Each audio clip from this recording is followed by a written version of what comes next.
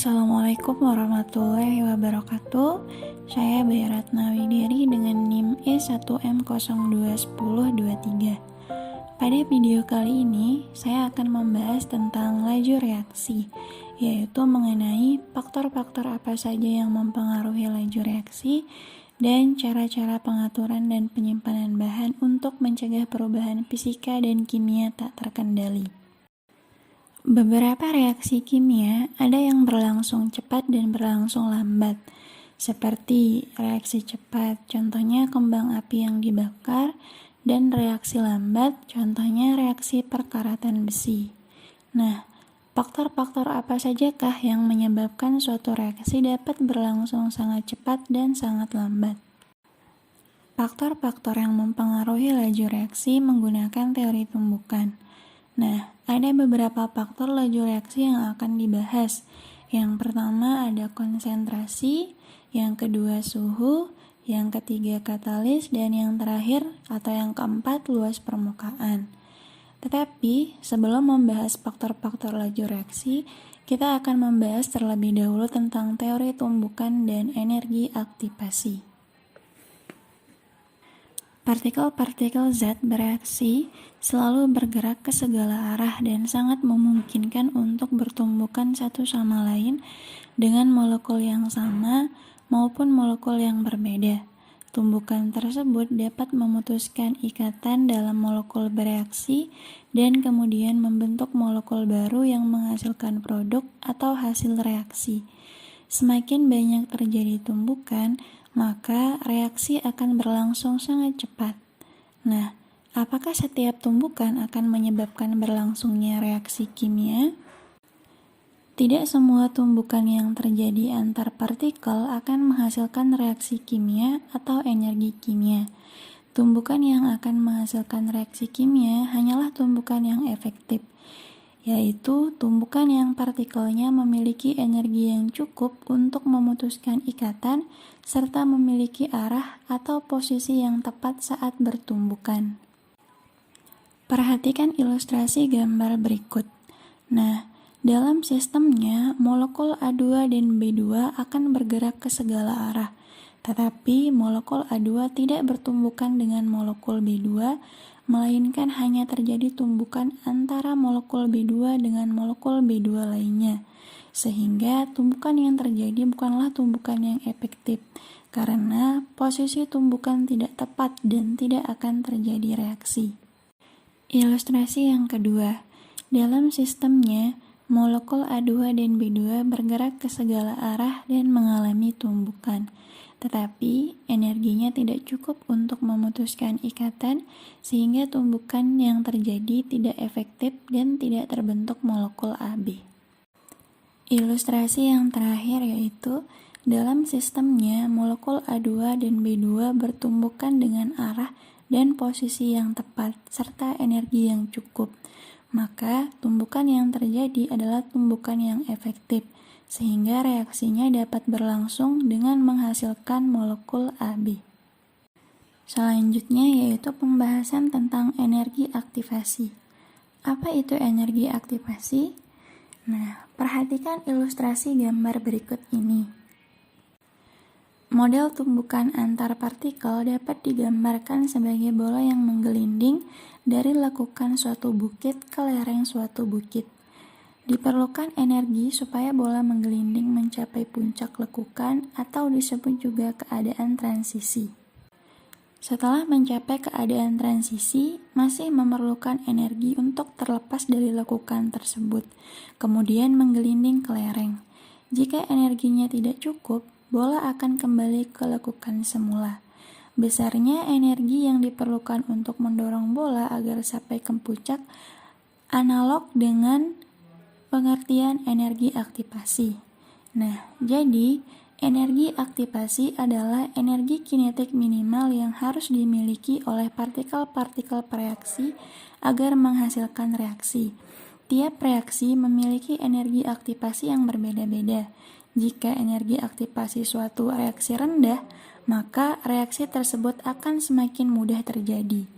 Melalui energi aktivasi ini dapat diketahui mengapa ada faktor-faktor yang mempengaruhi laju reaksi. Dalam suatu reaksi, terdapat 3 keadaan, yaitu keadaan awal atau preaksi, keadaan transisi yang berada di puncak, dan keadaan akhir atau hasil reaksi. Keadaan transisi disebut juga dengan kompleks teraktivasi, di mana pada keadaan ini ikatan baru sudah terbentuk, namun ikatan lama belum putus dan keadaan ini hanya berlangsung sesaat serta tidak stabil. Dari grafik ini terlihat bahwa energi aktivasi adalah selisih keadaan awal dengan keadaan transisinya. Energi pada keadaan transisi selalu lebih tinggi dari keadaan awal dan keadaan akhir, tetapi energi keadaan awal dapat lebih tinggi atau lebih rendah dari keadaan akhir. Bila keadaan awal lebih tinggi energinya dari keadaan akhir, reaksi melepaskan kalor yang disebut reaksi eksoterm, dan sebaliknya, jika keadaan awal lebih rendah energinya dari keadaan akhir, reaksi menyerap kalor yang disebut reaksi endoterm. Selanjutnya, saya akan membahas tentang faktor-faktor apa saja yang mempengaruhi laju reaksi. Yang pertama ada konsentrasi. Perhatikan ilustrasi gambar berikut ini. Kondisi manakah yang lebih memungkinkan terjadinya tabrakan atau gesekan? Apakah di jalan yang sepi atau yang padat? Tentu saja di jalan yang lebih padat. Hal yang sama tentu terjadi pada larutan. Suatu larutan dengan molaritas yang tinggi mengandung molekul dengan molekul-molekul yang lebih rapat dibandingkan dengan molaritasnya rendah. Larutan dengan molaritas tinggi merupakan larutan yang pekat, dan larutan dengan molaritas yang rendah merupakan larutan yang lebih encer. Pada molekul dekat, tetap molekulnya rapat, sehingga lebih sering terjadi tumbukan. Maka, dapat disimpulkan bahwa semakin besar konsentrasi preaksi, semakin banyak jumlah partikel preaksi. Semakin banyak peluang terjadinya tumbukan efektif antar partikel, maka laju reaksi semakin cepat. Yang kedua, luas permukaan. Contoh tablet vitamin C dan serbuk vitamin C. Jika kedua jenis vitamin ini dilarutkan, manakah yang akan lebih cepat bereaksi dan manakah yang akan lebih cepat larut? Nah, secara teori, serbuk vitamin C akan lebih mudah bereaksi daripada tablet vitamin C. Kenapa demikian? Karena serbuk memiliki permukaan yang lebih luas dibandingkan dengan kepingan.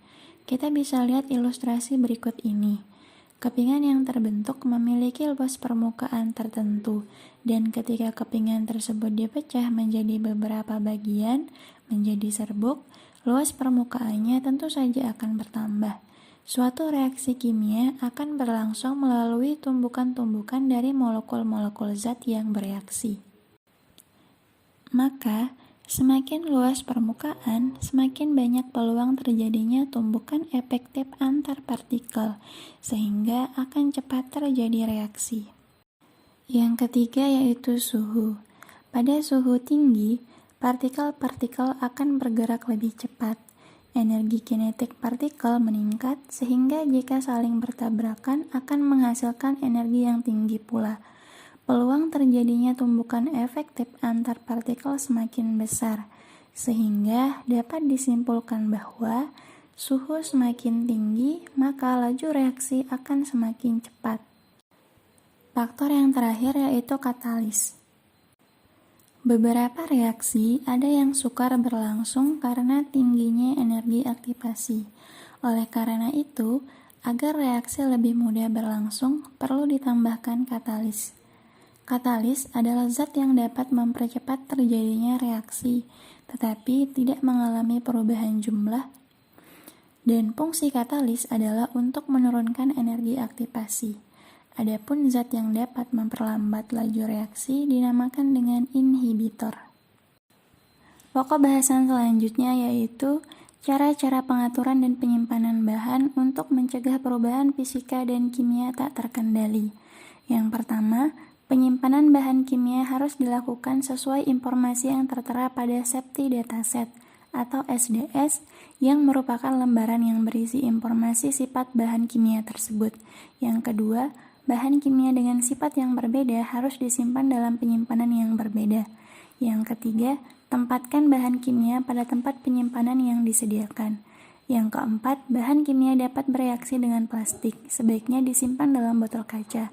Yang kelima, bahan yang dapat berubah apabila terkena paparan sinar matahari langsung harus disimpan dalam botol berwarna gelap dan diletakkan dalam lemari tertutup. Yang keenam, bahan berbahaya dan korosif sebaiknya disimpan terpisah dari bahan lainnya. Yang ketujuh, bahan kimia yang bersifat beracun harus disimpan pada penyimpanan yang terkunci dan terkendali. Yang kedelapan, bahan kimia yang bersifat mudah terbakar disimpan pada tempat khusus yang sejuk dan memiliki sirkulasi udara yang baik. Yang kesembilan, setiap bahan yang disimpan harus diberi nama, simbol karakteristik, dan keterangan khusus masing-masing bahan dengan jelas. Dan yang terakhir, pendataan bahan kimia harus dilakukan secara berkala agar menghindari hal-hal yang tidak diinginkan. Demikian video animasi yang bisa saya sampaikan. Kurang dan lebihnya saya mohon maaf. Wassalamualaikum warahmatullahi wabarakatuh.